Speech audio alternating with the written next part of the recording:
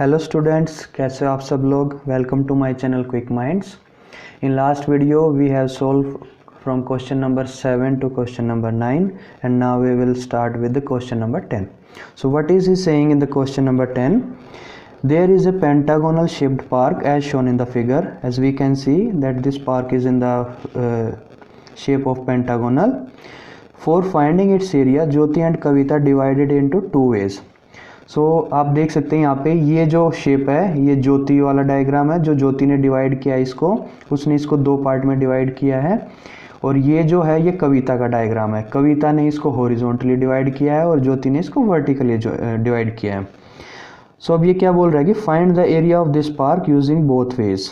तो हमें इस पार्क का एरिया फाइंड आउट करना है। कैसे? ये जो दो तरह से इनको डिवाइड किया गया, ज्योति के तरीके से और एक कविता के तरीके से, तो हमें दोनों तरीके से इसका एरिया फाइंड आउट करना है।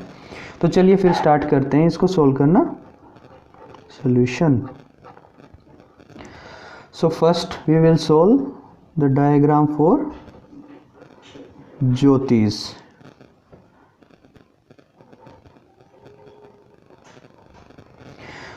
अगर ज्योति के अकॉर्डिंग इसको सोल्व करते हैं तो इसमें आप देख सकते हो ये दो पार्ट में डिवाइड किया है। और कैसे डिवाइड किया है, ये एक शेप ये बन रही है और एक शेप ये बन रही है। ये दोनों की दोनों शेप जो ट्रेपेजियम है। चलिए इसकी नेमिंग करते हैं, ए बी सी और डी। ओके, तो इसकी नेमिंग अगर करेंगे तो ये यहाँ पे हमारे पास ट्रेपेजियम की फॉर्म है और ये यहाँ पे इसकी हाइट हो जाएगी। ओके, आपको क्वेश्चन में ऑलरेडी जो बाकी जो डायमेंशन है पार्क के वो दिए हुए हैं। जैसे ये जो लेंथ है 15, this length is also 15, this if this is 15 then this one is also 15। और ये यहाँ से लेके यहाँ तक की लेंथ जो है दिस वन, ये 30 मीटर दिया हुआ हमें। तो अगर ये पूरा 30 मीटर है तो यहाँ से लेके यहाँ तक हमारे पास बचेगा 15 मीटर। ओके, तो अब ज्योति के तरीके से करेंगे सोल्व। तो इसमें ट्रेपेजियम का हम फॉर्मूला लगाएंगे। तो चलिए स्टार्ट करते हैं। Area of trapezium, as we all know the formula for area of trapezium is h into sum of two parallel sides divided by 2। Correct. So अभी यहाँ पर जैसे ये दो पार्ट में है, हमें पता है ये टोटल लेंथ तो 15 मीटर है, बट हमें ये सिंगल लेंथ नहीं दी है। बट उन्होंने ये भी बोला कि इसको दो पार्ट में डिवाइड किया है और वो दोनों ट्रेपेजियम है, तो ऑब्वियस सी बात है कि ये इसकी हाफ ही होगी। तो हम यहाँ पे 15 की जगह 15 का हाफ पुट करेंगे, 15/2। For the h we will put 15/2 multiplied by sum of two parallel sides. अब sum of two parallel side कौन सी है? एक तो ये वाली है ए बी और एक है C D. So A B plus C D divided by 2।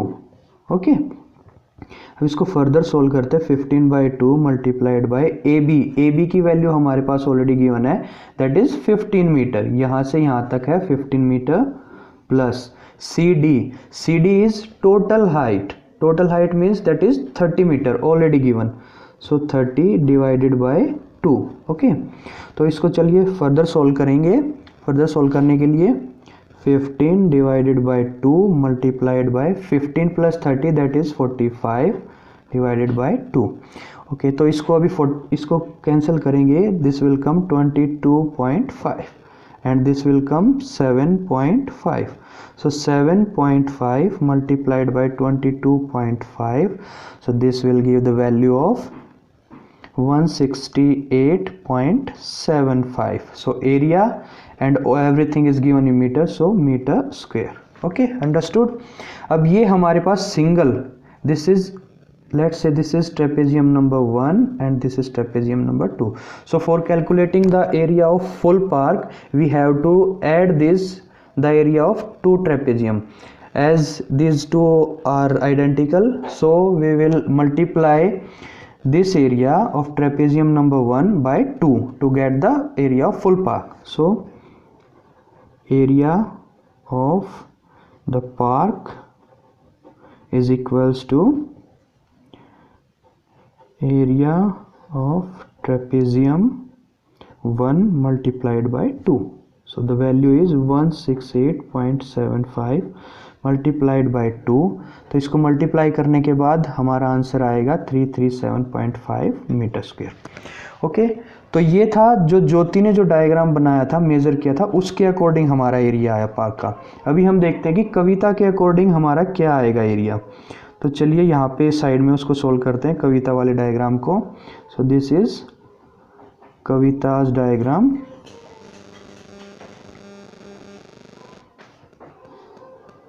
अब कविता ने क्या किया, कविता ने इसको इस तरीके से डिवाइड किया है कि ऊपर हमारे पास एक ट्रायंगल बचता है और नीचे हमारे पास स्क्वायर बचता है.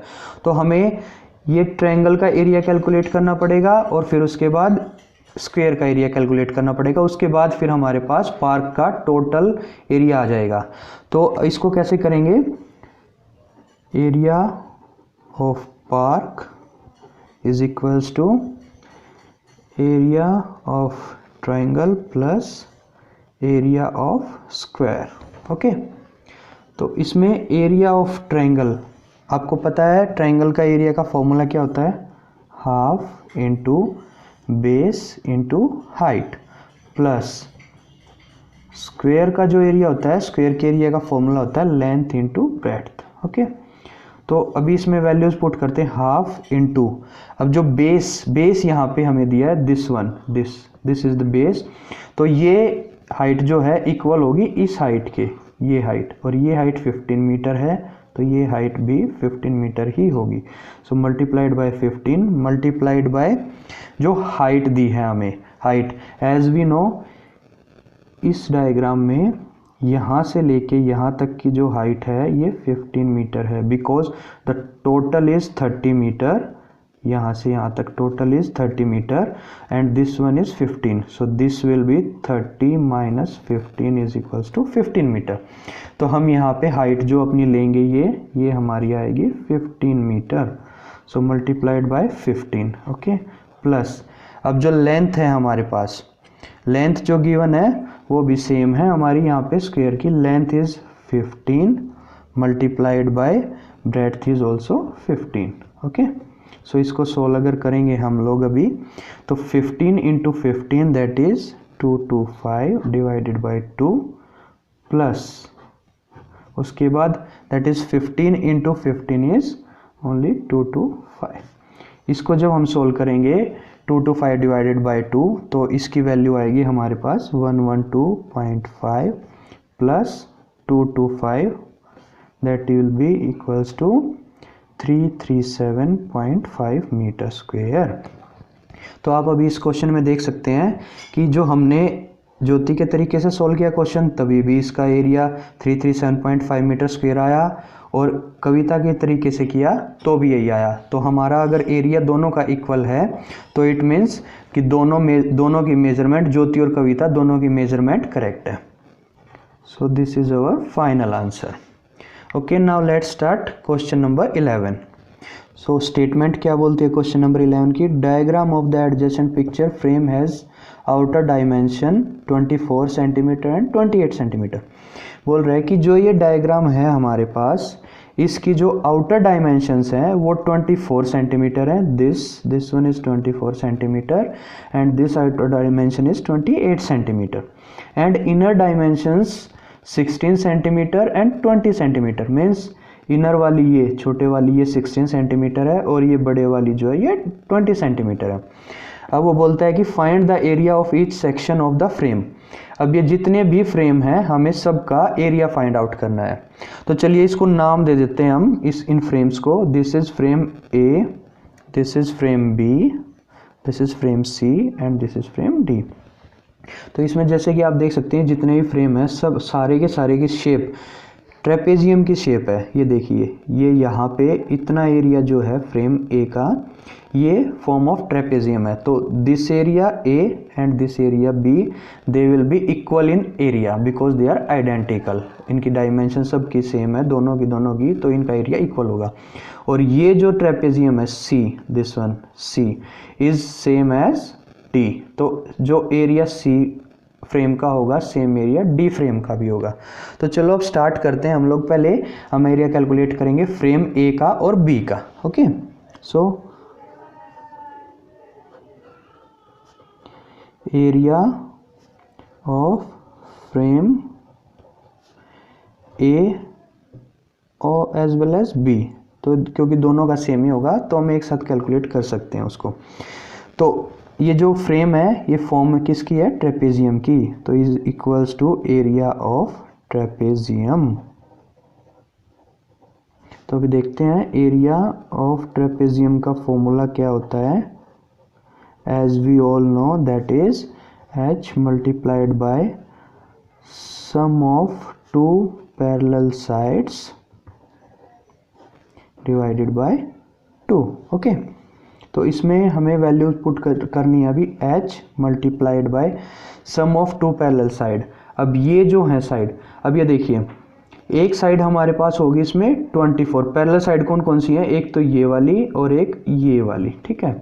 तो एक साइड होगी हमारे पास 24, सो 24 प्लस, अब ये साइड हमें कैलकुलेट करनी है ये वाली कितनी होगी, ठीक है। तो ये साइड हमारे पास ऑलरेडी है गिवन 16 डिवाइडेड बाय 2, ठीक है। अभी हमें देखना है कि h की वैल्यू हम क्या पुट करें। तो h की वैल्यू हमें पुट करने के लिए ये पता है कि ये वाली हाइट जो है हमारे पास, दिस वन, ये यहाँ पे ये जो हाइट है ये हमारी h की वैल्यू होगी। ओके, तो ये हमें पता है कि ये 20 है, यहाँ से यहाँ तक ये 20 है और total is 28। So 4 is here, 4 metre is remaining here, this is 20 and 4 metre is remaining here. So h की वैल्यू जो है हमारी आएगी 4 मीटर। सो h की वैल्यू पुट करते 4 into 24 plus 16, so this will become 40 divided by 2। So इसको अगर हम देखते हैं तो this will come 20, then 4 into 20 is equals to 80, and as we all know this is area and everything is given in centimeter, so this will come centimeter square। तो अभी हम देख सकते हैं कि एरिया ऑफ फ्रेम A और B whatever it is, it will equals to 80 centimetre square. तो area A frame जो है उसका भी 80 सेंटीमीटर स्क्वायर आएगा और B फ्रेम है उसका भी 80 सेंटीमीटर स्क्वायर आएगा। Okay, understood. नाउ अभी हम देखते हैं कि C फ्रेम और D फ्रेम का एरिया क्या होगा। सो एरिया ऑफ फ्रेम C और D पता है ऑलरेडी कि ये भी ट्रेपेजियम की फॉर्म में है, तो सेम फॉर्मूला वही अप्लाई होगा जो हमने ऊपर किया था। तो h into sum of two parallel sides, so sum of two parallel side कौन कौन सी, ये वाली साइड और ये वाली साइड। सो ये वाली साइड जो बड़े वाली साइड है इसकी डायमेंशन है 28 प्लस जो छोटे वाली जो साइड है इसकी डायमेंशन है 20 डिवाइडेड बाय 2। अब फिर से हमें h की वैल्यू निकालनी है। अब h की वैल्यू कैसे निकलेगी, h कौन सा है, h है हमारा C फ्रेम में और D फ्रेम में जो h रहेगा वो रहेगा ये वाला, यहाँ से लेके यहाँ तक, और D फ्रेम में रहेगा यहाँ से लेके यहाँ तक। तो हमें ऑलरेडी पता है कि ये जो हाइट लेंथ है ये है हमारी 16 और टोटल लेंथ जो है वो है 24, यहाँ से लेके यहाँ तक टोटल 24 है, ये 16 है। तो जो रिमेनिंग बचेगी ये बचेगी यहाँ पे 4 centimetre and this is also 4 centimetre.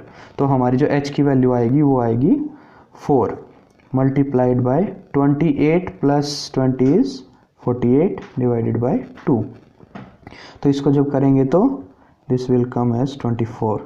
So 4 into 24, जब after solving this will give us the value of 96 और सब कुछ सेंटीमीटर में है और एरिया तो सेंटीमीटर स्क्वायर।